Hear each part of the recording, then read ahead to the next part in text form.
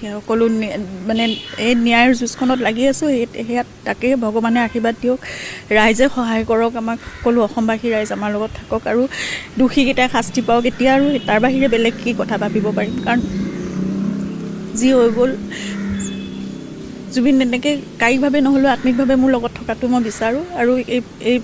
আইনৰ যুঁজখনত যাতে আমি জয়ী হ'ব পাৰোঁ সেইটোৱে কামনা কৰিছোঁ মানে অনবৰতে সেইটোৱে প্ৰাৰ্থনা কৰোঁ ভগৱানৰ ওচৰত তেওঁক য'তে আছে কুশলে থাকক শান্তিত নমস্কাৰ বন্ধু বান্ধৱী কি খবৰ আপোনালোকৰ আশা কৰোঁ সকলোৰে ভালে আছে আৰু মোৰ বেয়া খবৰ বুলি ক'বলৈ লাগিব কিয়নো আমাৰ জুবিনদাৰ ন্যায় আমি এতিয়াও পোৱা নাই আজি ফেব্ৰুৱাৰী মাহ পাৰ হ'বগৈ কিন্তু আমি জুবিনদাৰ ন্যায় এতিয়ালৈকে কিয় পোৱা নাই এইটো লৈ মই আৰু আকৌ আপডেট আনিলোঁ যাতে আমাৰ জুবিনদাৰ ন্যায় অতি সোনকালে পাওক বুলি মই এইটো আৰু আপডেট আপোনালোকৰ মাজত ভিডিঅ' লৈ আহিলোঁ ঠিক আছে আপোনালোকে সম্পূৰ্ণকৈ চাই ল'বা আমাৰ গৰিমা বৌ জুবিনদাৰ ৱাইফ গৰিমা গাৰ্গ saikiya বৌৱে কি কথা ক'লে আপোনালোকে নিউজৰ মাজত সম্পূৰ্ণকৈ ভিডিঅ'টো শেষলৈকে চালে গম পাবা ঠিক আছে জুবিনদা ছেপ্টেম্বৰৰ 90 তাৰিখে মৃত্যু হৈছিলে আৰু এই জুবিনদাৰ মানে ভগৱানে নিয়া নাছিলে জুবিনদাক শত্ৰুৱে মাৰিলে জুবিনদাক যেনেকৈ চেমকানু সিদ্ধাৰ্থে জুবিনদাক হত্যা কৰিলে তেনেকৈ মই ভাবোঁ জুবিনদাৰ লগতে সেই দুজন তিনিজন চাৰিজনকো অমৃতপ্ৰভা শিখৰজ্যোতি তাৰপিছত কি আছিলে চেমকানু মহন্ত আৰু সিদ্ধাৰ্থ শৰ্মাক এই জুবিনদাৰ লগতে সিহঁতকো হত্যা কৰিব লাগে মই অনুৰোধ কৰিছোঁ এনেকুৱা কৰা মানুহক আমি থ'ব নালাগে এনেকুৱা পাপী মানুহক আমি এই পৃথিৱীত জীয়াই থৈ একো লাভ নাই কেতিয়াবা কাকো আৰু হত্যা কৰিব পাৰে ঠিক তেনেদৰে আমাৰ ইমান ডাঙৰ শিল্পী জুবিনদাক যে কেনেকৈ হত্যা কৰিলে ইমান যে বেয়া লাগিল আৰু আমি ভাবিছোঁ জুবিনদাক হত্যা কৰি অমৃতপ্ৰভা মহন্তই যে ঠগাইছিল মই একোৱে নাজানো মই তাতে নাছিলে জুবিনদা যেতিয়া পানীত নামিছিলে মই ভিডিঅ' কৰিছোঁ ৰেকৰ্ড কৰিছোঁ মই একোৱে নাজানো এইবিলাক মিছা কথা কৈ কিলা সকলো ৰেকৰ্ড আপোনালোকৰ মাজৰ পৰাই দেখিছে আপোনালোকে যেনেকৈ জুবিনদা স্কু ডাইভিং কৰি পানীত নামিছিল তেনেকৈ একো কেয়াৰ কৰা নাছিলে অমৃতপ্ৰভা চেমকানু সিদ্ধাৰ্থে এই মাত্ৰ ভিডিঅ' বনাই আছিলে যে এই জুবিনদাই কেতিয়া মৰিব এইটো ভিডিঅ' বনাই আছিলে তাৰপিছত জুবিনদাৰ হত্যা হ'ল আমি ইমান দুখ লাগিলোঁ যে জুবিনদা ছিংগাপুৰৰ পৰা আহি এই আমাৰ অসমত আকৌ গান গাব আমি ইণ্টাৰেষ্টিং কৰিম ফাংচনত মাঘ বিহুত জুবিনদাৰ প্ৰগ্ৰাম হ'ব এইবিলাক আমি ভাবি আছিলোঁ কিন্তু ছিংগাপুৰত যাই জুবিনদা ঘৰলৈ উভতি আহিব নোৱাৰিলে সঁচাকৈ জুবিনদাক হত্যা কৰা হ'ল ঠিক তেনেদৰে আমি বহুত দুখ ৰাখিছোঁ এতিয়া আমাৰ মামাই কি ক'লে কেতিয়া ন্যায় দিব সঁচাকৈ ন্যায় দিব নেকি জুবিনদাৰ না ন্যায় দিব নোৱাৰে জুবিনদাৰ আৰু আমাৰ গৰিমা বৌৱে আৰু অনুৰোধ কৰিছে জুবিনদাৰ ন্যায় কেতিয়া দিব তো আপোনালোকে নিউজত সম্পূৰ্ণকৈ চাই ল'লে গম পাবা ঠিক আছে চাই ল'ব আৰু মোৰ চেনেলত প্ৰথমবাৰে স্বাগতম জনালোঁ যদি চেনেলত নতুনবাৰ আহিছে ছাবস্ক্ৰাইব কৰি ল'ব আৰু এইটো ভিডিঅ'টো শ্বেয়াৰ কৰি দিব যাতে আমি অতি সোনকালে ন্যায় পাব আৰু আপোনালোকে কোনটো ডিষ্ট্ৰিক্টৰ পৰা মোৰ ভিডিঅ' চাই আছা আকৌ এবাৰ কৈ জনাই দিব ঠিক আছে মই ৰিপ্লাই কৰিম আপোনালোকৰ কমেণ্টটো ঠিক আছে চাই লোৱা মোৰ কাৰণে আচলতে খুব দুৰ্ভাগ্যৰ দিন এটা এনেইতো আজি দিনটো বেলেগ হ'লহেঁতেন 24 বছৰ সম্পূৰ্ণ কৰিলোহেঁতেন আমাৰ আজি হ'ব হ'লহেঁতেন আজি উপায় নাই ভগৱানে সেয়াই বিচাৰ কৰিছে আমাৰ লগত তেওঁ য'তে আছে শান্তিত থাকক আৰু সদায় মোৰ লগত থাকক মই সেইটোৱে বিচাৰোঁ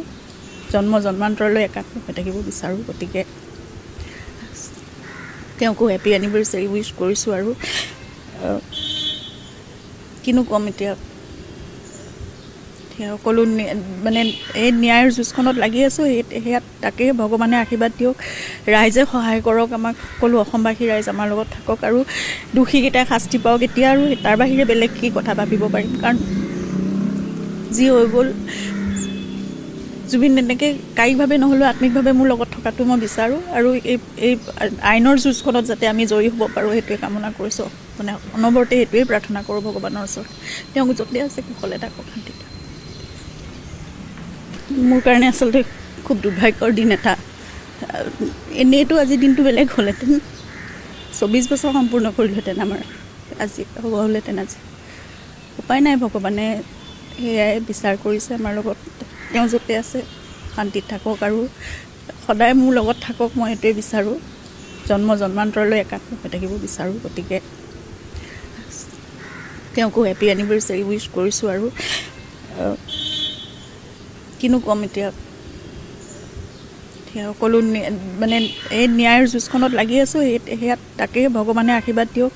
ৰাইজে সহায় কৰক আমাক সকলো অসমবাসী ৰাইজ আমাৰ লগত থাকক আৰু দোষীকেইটাই শাস্তি পাওক এতিয়া আৰু তাৰ বাহিৰে বেলেগ কি কথা ভাবিব পাৰিম কাৰণ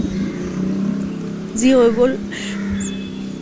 জুবিন তেনেকৈ কায়িকভাৱে নহ'লেও আত্মিকভাৱে মোৰ লগত থকাটো মই বিচাৰোঁ আৰু এই আইনৰ যুঁজখনত যাতে আমি জয়ী হ'ব পাৰোঁ সেইটোৱে কামনা কৰিছোঁ মানে অনবৰতে সেইটোৱেই প্ৰাৰ্থনা কৰোঁ ভগৱানৰ ওচৰত তেওঁক য'তে আছে কুশলে থাকক শান্তিত মোৰ কাৰণে আচলতে খুব দুৰ্ভাগ্যৰ দিন এটা এনেইতো আজিৰ দিনটো বেলেগ হ'লহেঁতেন 24 বছৰ সম্পূৰ্ণ কৰিলোহেঁতেন আমাৰ আজি হ'ব হ'লহেঁতেন আজি উপায় নাই ভগৱানে সেয়াই বিচাৰ কৰিছে আমাৰ লগত তেওঁ য'তে আছে শান্তিত থাকক আৰু সদায় মোৰ লগত থাকক মই সেইটোৱে বিচাৰোঁ জন্মান্তৰলৈ একাত্ম হৈ থাকিব বিচাৰোঁ গতিকে তেওঁকো হেপী এনিভাৰ্চাৰী উইচ কৰিছোঁ আৰু কিনো ক'ম এতিয়া সকলো মানে এই ন্যায়ৰ যুঁজখনত লাগি আছোঁ সেয়াত তাকেই ভগৱানে আশীৰ্বাদ দিয়ক ৰাইজে সহায় কৰক আমাক সকলো অসমবাসী ৰাইজ আমাৰ লগত থাকক আৰু দোষীকেইটাই শাস্তি পাওক এতিয়া আৰু তাৰ বাহিৰে বেলেগ কি কথা ভাবিব পাৰিম কাৰণ যি হৈ গ'ল জুবিন তেনেকৈ কায়িকভাৱে নহ'লেও আত্মিকভাৱে মোৰ লগত থকাটো মই বিচাৰোঁ আৰু এই আইনৰ যুঁজখনত যাতে আমি জয়ী হ'ব পাৰোঁ সেইটোৱে কামনা কৰিছোঁ মানে অনবৰতে সেইটোৱেই প্ৰাৰ্থনা কৰোঁ ভগৱানৰ ওচৰত তেওঁক য'তে আছে কুশলে থাকক শান্তিত সেইটো বাৰে বাৰে মই কৈ আছোঁ আৰু লিখি আছোঁ বিচাৰৰ আওতালে তেওঁলোক আহিবই লাগিব তেওঁলোক চাক্ষুষ প্ৰমাণ তাত আছে সেই 14-15জন মানুহৰ সন্মুখত এজন মানুহ তেনেকৈ নাইকিয়া হৈ যাব পাৰে নেকি সেইটো কোনে দিলেহেঁতেন আপোনালোকে কওকচোন আপোনালোকৰ সন্মুখত জুবিন গাৰ্গক কেতিয়াবা নোহোৱা হৈ যাবলৈ আপোনালোকে দিলেহেঁতেন নে নিজৰ প্ৰাণৰ মানে কি কয় নিজৰ প্ৰাণলৈ কেয়াৰ নকৰে আপোনালোক আগবাঢ়ি গ'লহেঁতেন হয় নহয় তেওঁলোক ন্যায়ালয় আহিবই লাগিব কিন্তু সেইটো এতিয়াও শেষ হোৱা নাইতো প্ৰক্ৰিয়াটো আৰম্ভ হৈছেহে সেইখিনি আমি নাজানো সেইখিনি আমি গম নাপালোঁ কিন্তু সেইখিনি আমাৰ সদায় দাবী আছে আমাৰ সদায় সেইখিনি হেৰি আছে যে তেওঁলোক আহিবই লাগিব তেওঁলোকো সমানে দোষী আমাৰ মতে আমাৰ চকুত তেওঁলোক এই ইয়তখনত থকা প্ৰতিজনেই সমানে দোষী আৰু তেওঁলোকে প্ৰতিটো বস্তু দেখিছে তেওঁলোকে বহুত অৱহেলা কৰিছে আওকাণ কৰিছে জুবিনৰ ট্ৰিটমেণ্টলৈকে আওকাণ কৰিছে আৰু এই কথাবোৰ মই ছ'চিয়েল মিডিয়াত বহুত দীঘলকৈ মই লিখিছোঁ চাৰ্জশ্বিটখন পঢ়াৰ পিছত তাত লিখা আছে যে 75 মিনিট অৱহেলিত হৈ জুবিন গাৰ্গ পৰি থাকিলে তেওঁক পানীত বমি কৰা তেওঁলোকে দেখিছে মুখেৰে ফেন ওলোৱা দেখিছে তাৰপিছতো নৰ্মেল গেষ্ট্ৰিক বুলি কৈ সিদ্ধাৰ্থ শৰ্মাই কথা কোৱাৰ পিছত তেওঁলোক সাধাৰণভাৱে তেওঁলোকো কেনেকৈ ৰৈ থাকিলে এজনৰ ভাষ্যত আছে তেওঁৰ চিজাৰ এটেক হয়তো আহিছে দাঁতে লাগিছে তাৰ মুখৰ ভিতৰত এডাল চামুচৰ নিচিনাকৈ টং এডাল ভৰাই দিছে গতিকে এই গোটেই কথাবোৰত তেওঁলোক সকলো জড়িত হৈ আছে আৰু তেওঁলোকে কৈ আছে বাট কি পৰিমাণৰ তেওঁলোকৰ অস্বাভাৱিক পৰিৱেশ মানে অৱস্থাত জুবিনক পানীত নামিবলৈ দিছিলে কিয় নামিবলৈ দিছিলে আমিতো অসমীয়া কোনেও আমাৰ লগত থাকোঁতে জুবিনক তেনেকুৱা হ'বলৈ দিয়া নাছিলোঁ অসমৰ কোনো এজন নাই যে তেওঁলোক অসমীয়া নহয় নেকি তেওঁলোকক জুবিনক অকল মানে যিখিনি সময়ত ফূৰ্তি কৰিবলৈ লাগিছিল অকল এণ্টাৰটেইনমেণ্টৰ এটা শ্ব' হিচাপেহে জুবিনক লাগিছিল নেকি তাৰপিছত কোনো দায়িত্ব নাছিল তেওঁলোকে নিজে আহি ক'ব নালাগিছিল তেওঁলোকৰ সেই ঘটনাত সেইদিনাখন কি ঘটিছিল অন্ততঃ সেই কথাখিনিতো তেওঁলোকে শুদ্ধভাৱে তেতিয়াই ক'ব পাৰিলেহেঁতেন আমি ইতিমধ্যে দিছোঁ সেইখিনি হেৰি দিয়া হৈছে সেই বস্তুবিলাক নতুনকৈ ইনভলভ হ'ব আমি তেতিয়া সময়ে গম পাম আৰু আমাৰতো স্থিতি একেটাই আছে তেওঁলোক আহিবই লাগিব আওতালে সিমানে মই মন্তব্য কৰিছোঁ মই এইটোৱে বিচাৰিছোঁ যে তেওঁ সঁচা কথাটো কওক তেওঁ নিজৰ ভাতৃ হিচাপে তেওঁ এজন পুলিচ অফিচাৰ হিচাপে তেওঁৰ সম্পূৰ্ণ দায়িত্ব আছে তেওঁ ঘটনাস্থলীত উপস্থিত আছিল গতিকে সকলো চাক্ষুষ প্ৰমাণ তেওঁ সেই হিচাপে তেওঁ গোটেই কথাখিনি সঁচাকৈ কওক তেওঁ যিমানখিনি নিজৰ ককায়েকৰ কাৰণে অন্ততঃ সেইখিনিতো তেওঁ নিজৰ পৰিয়ালৰ কাৰণে সেইখিনি কৰিব লগাটো তেওঁৰ দায়িত্ব বুলি মই ভাবোঁ তেওঁৰ কৰ্তব্য কৰিব লাগে তেওঁ একদম আটাইতকৈ যিটো মানে ভয়ানক শাস্তি হ'ব পাৰে সেইটোৱে শাস্তি দিয়ক মানে অসুৰবধ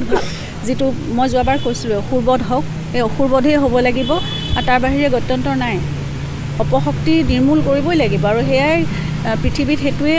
আচলতে ভগৱানে যদি ন্যায় দিয়ে সেইটোৱে ন্যায় দিয়ে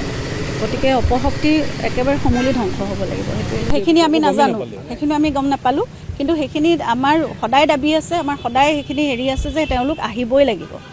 তেওঁলোকো সমানে দোষী আমাৰ মতে আমাৰ চকুত তেওঁলোক এই ইয়তখনত থকা প্ৰতিজনেই সমানে দোষী আৰু তেওঁলোকে প্ৰতিটো বস্তু দেখিছে তেওঁলোকে বহুত অৱহেলা কৰিছে আওকাণ কৰিছে জুবিনৰ ট্ৰিটমেণ্টলৈকে আওকাণ কৰিছে আৰু এই কথাবোৰ মই ছ'চিয়েল মিডিয়াত বহুত দীঘলকৈ মই লিখিছোঁ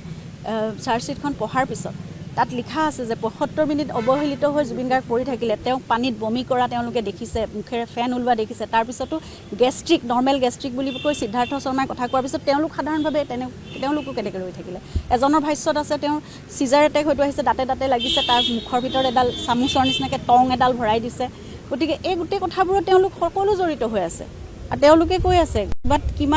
কি পৰিমাণৰ তেওঁলোকৰ অস্বাভাৱিক পৰিৱেশ মানে